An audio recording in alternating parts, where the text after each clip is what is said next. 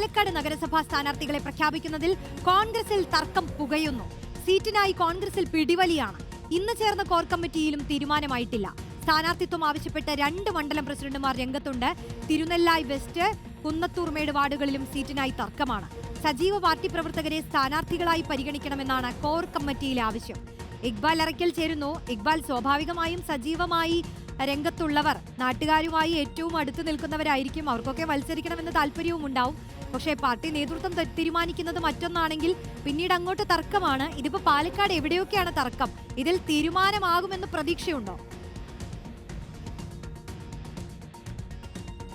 രോഷിനി, പാലക്കാട് നഗരസഭ വലിയ പ്രതീക്ഷയോടുകൂടിയാണ് UDF നോക്കിക്കാണുന്നത്. ഇത്തവണ എങ്ങനെയെങ്കിലും BJP യിൽ നിന്നും നഗരസഭാ ഭരണം തിരിച്ചു പിടിക്കണമെന്നുള്ളതാണ് UDF പ്രതീക്ഷിക്കുന്നത്.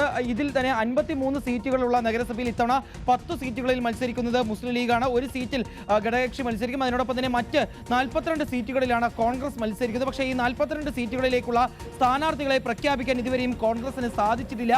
ഗ്രൂപ്പ് പോരും അതുപോലെ തന്നെ തമ്മിൽ തല്ലും കോൺഗ്രസിനകത്ത് ഇപ്പോൾ ഈ സ്ഥാനാർത്ഥി നിർണയം അത് വലിയ രീതിയിൽ നീട്ടിക്കൊണ്ടുപോകുന്ന ഒരു സാഹചര്യമാണുള്ളത്.